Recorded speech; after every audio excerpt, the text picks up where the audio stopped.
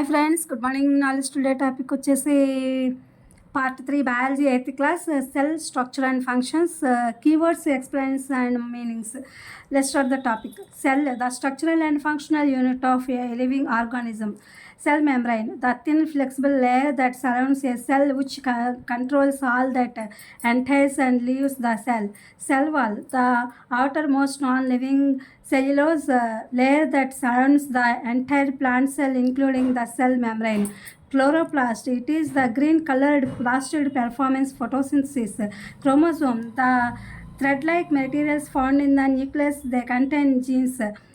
Cytoplasm, the viscous fluid inside the cells which provides living nature to it. Eukaryotes, the organisms with well-developed nucleus are termed as eukaryotes.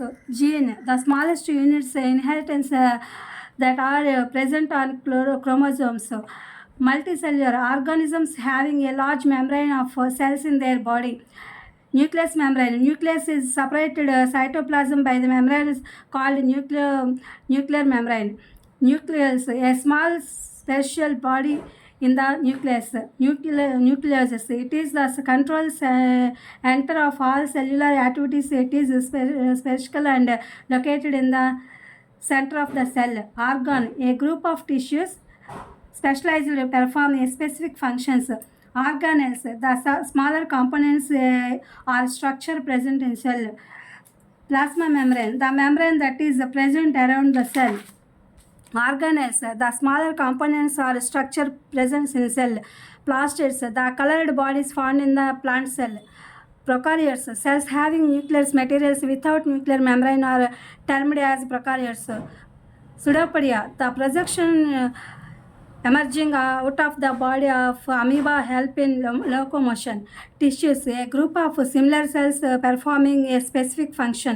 Unicellular, organisms like bacteria and amoeba contain only single cell called unicellular organisms. Vacuole, blank looking structures in the cytoplasm is called vacuole. White blood cells, WBC. WBC are part of blood cells that protects our body from pathogens. They can change their shape. This friends today cell structure, function and structure and functions cell దాని గురించి lesson part 3గా నేను మీకు video upload చేస్తాను. ఈ keywords ఎందుకు పెట్టానంటే మీ లెసన్లో ఈ keywords చాలా ముఖ్యమైనవి. అసలు ఈ లెసన్లోనే ముఖ్యమైనటువంటివన్నీ కూడా ఇవి మనం డయాగ్రామ్ వేసినప్పుడు ప్లాంట్ సెల్, యానిమల్ సెల్స్లో ఇవి మొత్తం ఉన్నాయన్నమాట. వీటి గురించి మీనింగ్తో సహా ఇచ్చారు ఇక్కడ.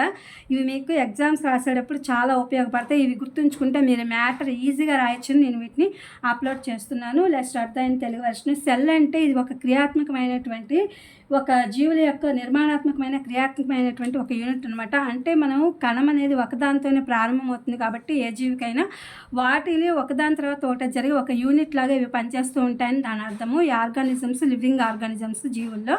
సెల్ మెంబ్రేన్ వచ్చేసరికి దీని యొక్క థిన్ లేయర్ అనేది బాగా బాహ్య పొర అనేది అవి ఏం చేస్తుందంటే ఫ్లెక్సిబుల్గా ఉంటుంది. వాటి యొక్క లేయర్ అనేది ఆ సెల్ చుట్టూ ఉన్నటువంటి పొర అన్ని యొక్క దాని కంట్రోల్స్లో అవి అనేది పనిచేస్తూ ఉంటాయి. ఆ సెల్లో ఈ యొక్క సెల్ పొర చుట్టూ అంటే ఈ కణత్వచంతో సహా మొత్తం ఈ యొక్క కణజాలాల చుట్టూ వీటి మధ్య ఉండేటువంటి సెల్యులోజ్ అనేటటువంటి ఒక పొర అనమాట. సెల్ వాల్ వచ్చేసరికి ఈ సెల్ వాల్ అనేది ఆ సెల్ చుట్టూ ఉండేటువంటి ఒక గోడ లాంటి నిర్మాణంలో అవి మామూలుగా ఆ సెల్ కణత్వచం మొత్తంతో సహా కణాల చుట్టూ ఉండేటువంటి ఒక రకమైనటువంటి పొర అనమాట. ఇది సెల్ వాల్ వచ్చేసరికి సరిహద్దు లాంటిది అనమాట. క్లోరోప్లాస్ట్ వచ్చేసరికి ఇది గ్రీన్ కలర్డ్, అంటే ఒక మొక్కల ఆకుల్లో ఇది ఏంటంటే క్లోరోప్లాస్ట్ ఇవి ఫోటోసింథసిస్ ద్వారా ఆహారాన్ని తయారు చేసుకుని ఆ గ్రీన్ కలర్లో ఉండడానికి ఆ ప్లాస్టిక్స్ అనేవి ఉపయోగపడుతూ ఉంటాయి. క్లోరోప్లాస్ట్ అనేది. క్రోమోజోమ్స్ వచ్చేసరికి ఇవి ఒక థ్రెడ్, ఒక దారం ఆకారం వలె ఉండి వీటి యొక్క మెటీరియల్స్ అన్నీ ఎలా ఉంటాయంటే ఇవి న్యూక్లియస్లో ఇవి జీన్స్ అనమాట. అంటే ఒకళ్ళ మామూలుగా ఆ జీవి ఒక వాటి యొక్క హెరిడిటీ అనేది వంశపారంపర్యంగా ఇవి క్రోమోజోమ్స్ అనేవి వాళ్ళకి వెళ్తూ ఉంటాయి. సంతానోత్పత్తిలో ఇది ఎక్కువగా జరుగుతూ ఉంటుంది. సైటోప్లాజం వచ్చేసరికి ఇది ఫ్లూయిడ్ ఉంటుంది దీని చుట్టూ కూడా.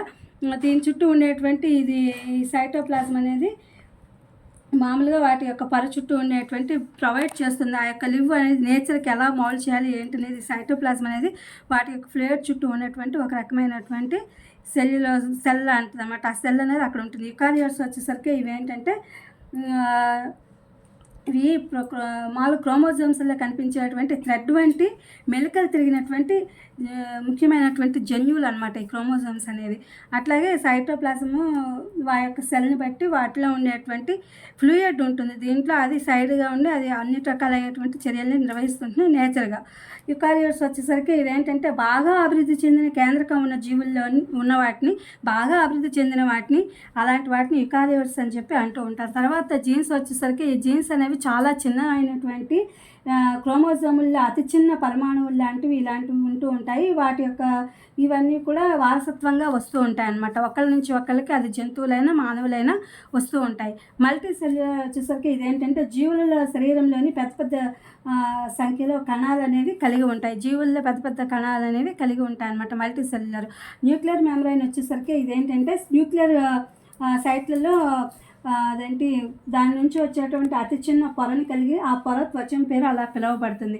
నెక్స్ట్ న్యూక్లియస్ వచ్చేసరికి ఇది స్మాలర్ స్పెరిషికల్గా ఉంటూ ఉంటాయి. ఇది అతి చిన్నమైనటువంటి సూక్ష్మాల నియంత్రణ అంటే కేంద్రకంలో గోళాకారమైనటువంటి ఒక నిర్మాణాన్ని కలిగి ఉంటుంది. ఇంకా న్యూక్లియస్ వచ్చేసరికి ఇది కూడా గోళాకారమైనటువంటి కణం కలిగి ఉండి సెంటర్లో ఇది ఉంటుందన్నమాట.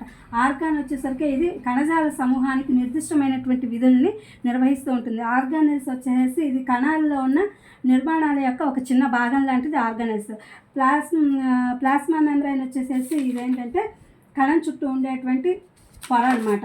ప్లాస్టిక్స్ ఆర్గానెల్స్ ఇందాక చెప్పుకున్నది అన్ని రకమైన విధులను నిర్వర్తిస్తుంది అని చెప్పాము. ఇది ప్లాస్టిక్స్ వచ్చేసరికి కలర్డ్ బాడీ, ఇది మొక్కల్లో ఉండేటువంటి సెల్ అనమాట. ఇక్కడ మొక్కల్లోని కణజాల్లోని రంగును చెప్పేటటువంటిది అనమాట ఈ ప్లాస్టిక్ చేస్తారు. ప్రొకారియోట్స్ వచ్చేసరికి ఇవేంటంటే కణం పొర లేకుండా కణ పదార్థాన్ని మాత్రమే కలిగి ఉండే కణాన్ని ప్రొకారియోట్స్ అని చెప్పి అంటారు. అందులో ఏంటంటే జీవులు అభివృద్ధి చెంది ఉంటాయన్నమాట యుకారియోట్స్ అనే దాంట్లో. ఈ ప్రొకారియోట్స్ అనే దాంట్లో ఏంటంటే కణం పొర లేకుండా కణ పదార్థాన్ని కలిగి ఉన్న కణాన్ని ప్రొకారియోట్స్ అని చెప్పి అంటారు. సుడోపొడియా వచ్చేసరికి అమీబా శరీరంలో ఉన్నటువంటి శరీర భాగాల్లో ఉన్నటువంటి దాన్ని సుడోపొడియా అని పిలుస్తారు. ఇది తాత్కాలికంగా ప్రొజెక్షన్లు కలిగి ఉండి అది ఆహారం కోసం ఏర్పడతాయి అన్నమాట. ఈ సుడోపొడియా అనేది ఆ శరీర భాగం నుండి ఉద్భవిస్తాయి కాబట్టి సైటోప్లాజంతో నిండి ఉంటాయి ఇవన్నీ కూడా అన్నమాట. నెక్స్ట్ వచ్చేసి టిష్యూస్. ఏ గ్రూప్ ఆఫ్ అంటే నిర్దిష్ట కణాల విభాగాల్లో సామాన్య కణాల సమూహాన్ని కలిపి మనం టిష్యూస్ అని చెప్పి అంటూ ఉంటాం. యూనిసెల్యులర్ వచ్చేసరికి బ్యాక్టీరియా, అమీబా వంటి జీవుల కణాలు. అవి తేలిక అనేకమైనవి కలిగి ఉంటాయి. కేవలం ఒక కణంతోనే ఇవి జీవిస్తూ తమ యొక్క ఆహారాన్ని వాటి యొక్క అన్ని ఫంక్షన్స్ని కూడా నిర్వర్తిస్తూ ఉంటాయి. వ్యాక్యూల్ వచ్చేసరికి ఇదేంటంటే ఒక ఖాళీ ప్రదేశం అనమాట. ఈ ఖాళీ ప్రదేశం ఇది కణంలో ఉండేటువంటి ఒక పొరతో కప్పుబడి ఉంటుంది. ఇది చాలా కణాల వ్యాక్యులస్ అంటే పెద్దగా నిండి ఉంటుంది. పోషకాల వ్యవస్థను ఇది నిర్వర్తిస్తూ జంతు కణాల్లో ఇవి చాలా చిన్నవిగా ఉంటాయి. వ్యర్థాలను నిల్వ చేస్తాయి అన్నమాట. ఇది తర్వాత ఈ WH అంటే ఇవి తెల్ల రక్త కణాలు, వైట్ బ్లడ్ సెల్స్. ఇవేంటంటే మనకి వ్యాధి నిరోధక శక్తిని కలిగిస్తాయి. కణాల్లో ముఖ్య పాత్ర పోషిస్తాయి. వ్యాధి నిరోధక శక్తిలో ఇవి శరీరంలో ప్రవేశించి బ్యాక్టీరియా, వైరస్ నుంచి మనకి రక్షణ కల్పిస్తూ ఉంటాయి. ఇదనమాట ఇన్ఫెక్షన్ సోకకుండా ఉంటుంది. ఇది వాలిటీ cell and structure key points with explanation. ఇది మీకు ఉపయోగపడుతుందని ఈ వీడియో అప్లోడ్ చేస్తే please my channel like, share, subscribe and comment. Thank you for watching. Thank you for our support.